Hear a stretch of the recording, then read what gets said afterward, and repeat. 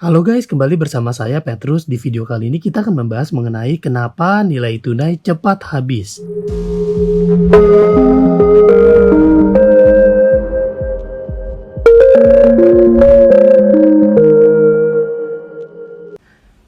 Nah, salah satu alasan orang lebih memilih asuransi unit link itu karena ada investasinya yang diharapkan dapat memberikan sejumlah nilai tunai di kemudian hari.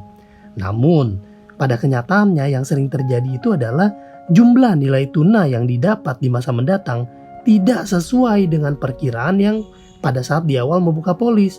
Karena memang asuransi bukanlah sarana investasi.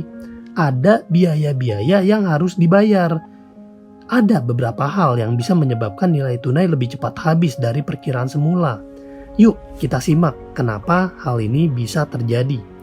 Pertama, nilai unit sedang turun. Kebanyakan asuransi unit link, alokasi unit linknya masuk ke equity fund. Ini artinya kita berinvestasi di saham. Kinerja saham sangat fluktuatif dan sangat dipengaruhi dengan kondisi yang sedang terjadi di dunia.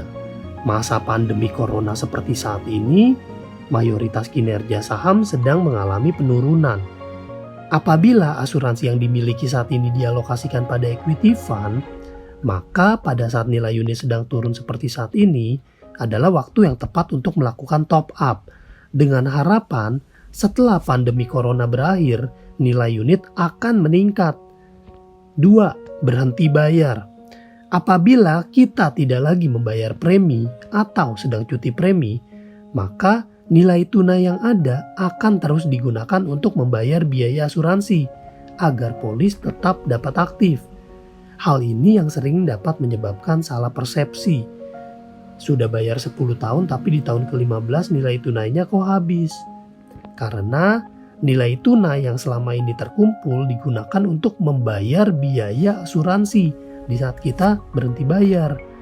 Nilai tunai yang jumlahnya tidak lagi ditambah, tiap bulan terus-menerus dipotong biaya asuransi, maka lama-lama ya bisa jadi habis. Ketiga, biaya asuransi yang naik melebihi perkiraan. Biaya asuransi ini akan naik setiap tahun mengikuti usia.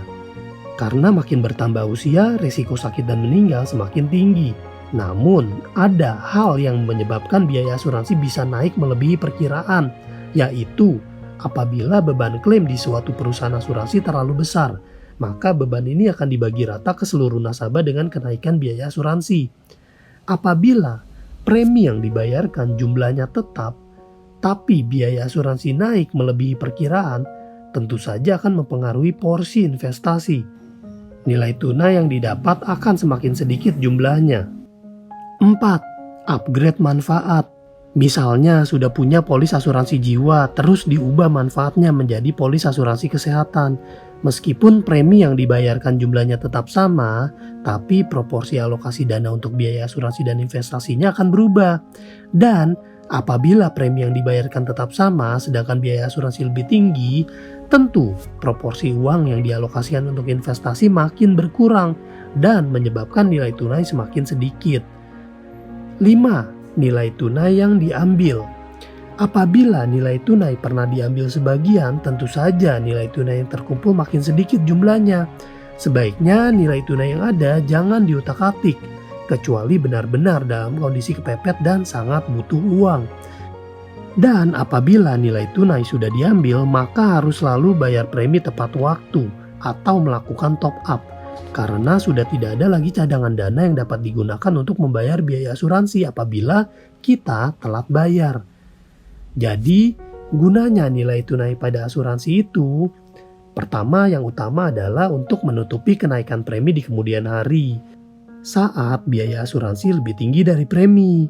Kedua, sebagai cadangan dana agar polis asuransi tetap aktif di saat kita lupa bayar premi atau cuti premi karena kondisi ekonomi yang sedang sulit. Ketiga, sebagai tambahan uang pertanggungan yang didapat ketika klaim atau tutup polis. Lalu, yang terakhir bisa dipinjam saat keadaan ekonomi sedang terpuruk dan ada kepentingan mendesak. Tapi habis itu harus terus dipantau apabila nilai tunai sampai menurun. Jadi supaya nilai tunai tetap aman, sebaiknya pertama, sebaiknya selalu bayar premi asuransi, jangan cuti. Jadi nilai tunai yang terkumpul juga terus bertambah. Kedua, karena konsep investasi di saham yang fluktuatif dan bersifat high risk, high return, apabila ingin kinerja nilai tunai yang lebih stabil, bisa memilih alokasi investasi pada pendapatan tetap atau pasar uang. Ketiga, pertimbangkan juga kekuatan dan kinerja perusahaan asuransi sebelum membeli polis asuransi, agar biaya asuransi tidak naik terlalu tinggi di kemudian hari. Keempat, apabila ada upgrade manfaat, sebaiknya jumlah premi yang dibayarkan juga ikut ditambah, sehingga tidak tiba-tiba disuruh top up di saat nilai tunai habis. Sekarang udah lebih paham kan tentang nilai tunai pada polis asuransi unit link? Kalau kalian punya pertanyaan, jangan ragu-ragu bertanya pada saya. Terima kasih sudah menonton video ini. Saya Petrus Jakub. Stay smart.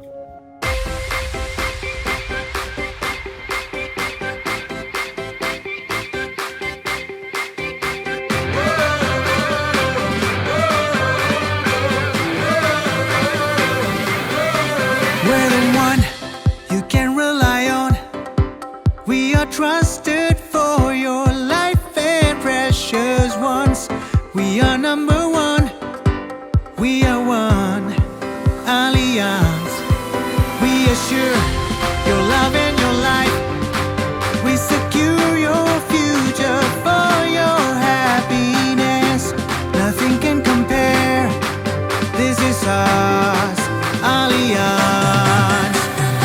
We will protect your life, your greatest treasures. We know your dreams, happy life made easy. We help achieve your goals, your destinations, your peace of mind, trust and care.